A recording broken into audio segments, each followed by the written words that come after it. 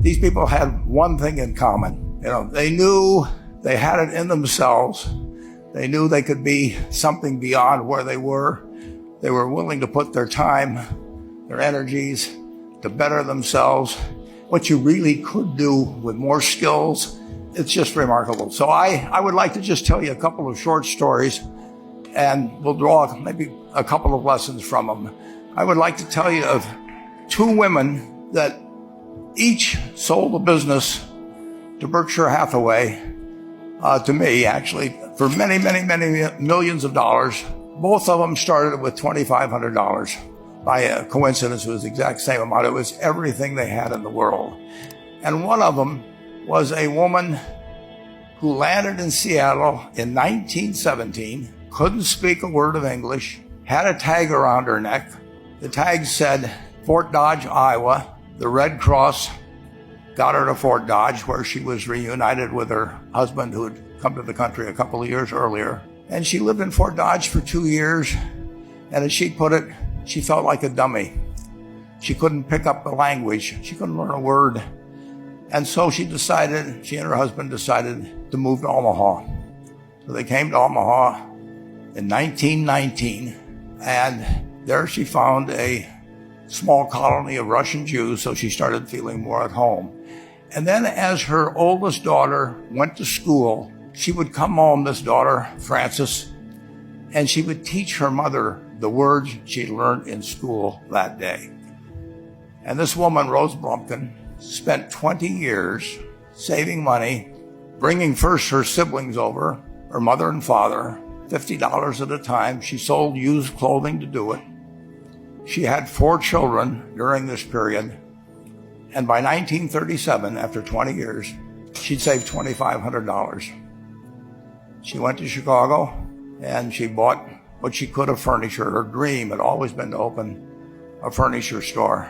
And this woman who had never gone to school one day in her life, with $2,500, but with the same spirit that the people in this room had about having a dream and working to accomplish that dream, she built a business which she sold to me in 1983 for $60 million approximately, and which did $1.5 billion worth of business last year.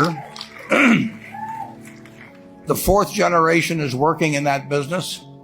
This woman, Rose Blumkin, she worked for me until she was 103. And then she retired and she died the next year, which is a lesson to all of Berkshire's managers that premature retirement, you can't tell what's going to happen.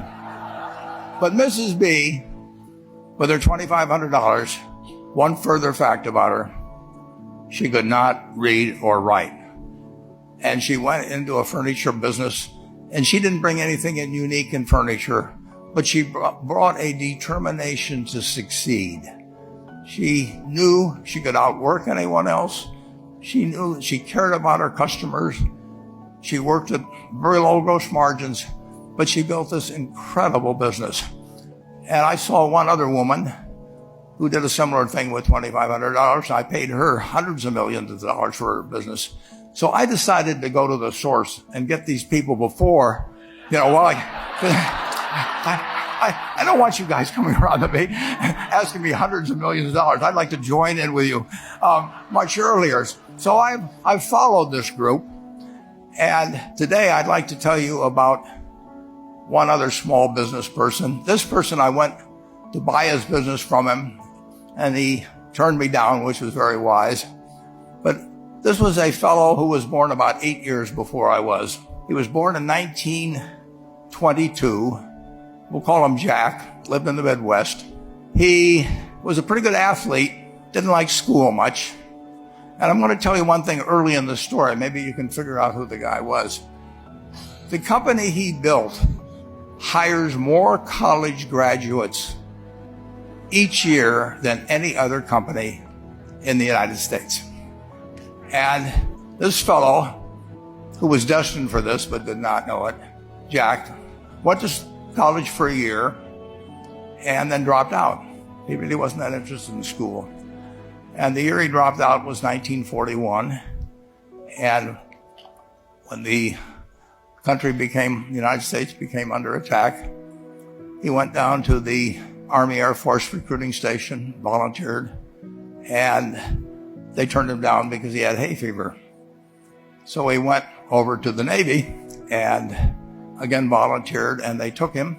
They put him on an aircraft carrier. He flew small fighter planes during World War II, got 2 distinguished flying crosses from the Navy, and then he came back to the Midwest. So now we've got a young guy.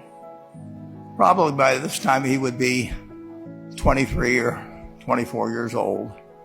And the interesting thing is, he got back to the Midwest, and he actually kind of went from one job to another for a short period of, or not such a short period of time.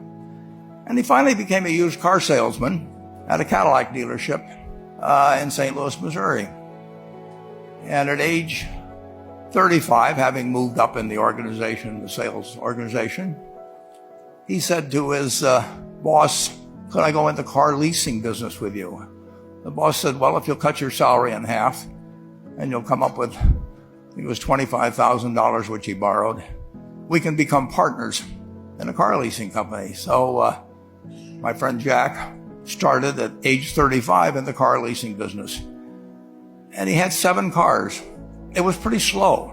In fact, one of the things he did was whenever the phone rang, he let it ring 3 or 4 times so people would think that he was very busy answering other phones.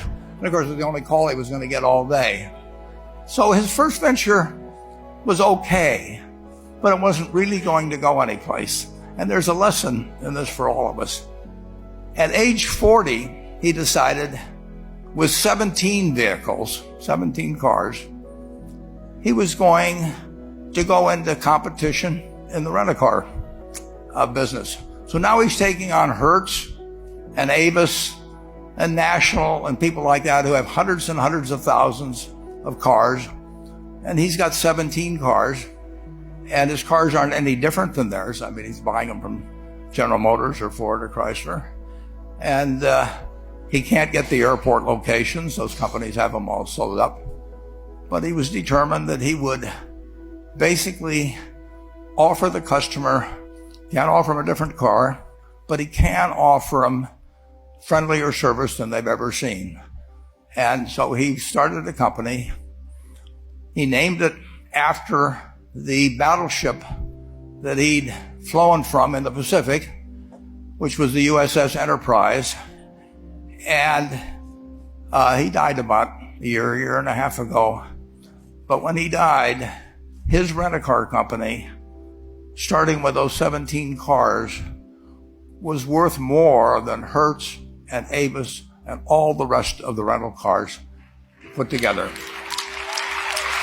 The man's name was Jack Taylor, and his son, Andy Taylor, is a good friend of mine, runs the business now. A grandchild is in the business. There'll probably be a 4th generation along the line. So this man, in the United States, he didn't invent artificial intelligence. You know, he didn't do anything that, just like Mrs. B selling furniture, I mean, that any one of us could have entered those businesses. But he lived by the creed, basically, of delighting his customers and working with people and establishing the relationship with them so that they in turn would want to delight the customers. He couldn't go out there and take care of every rental car possibility, but he learned how to project himself and his attitude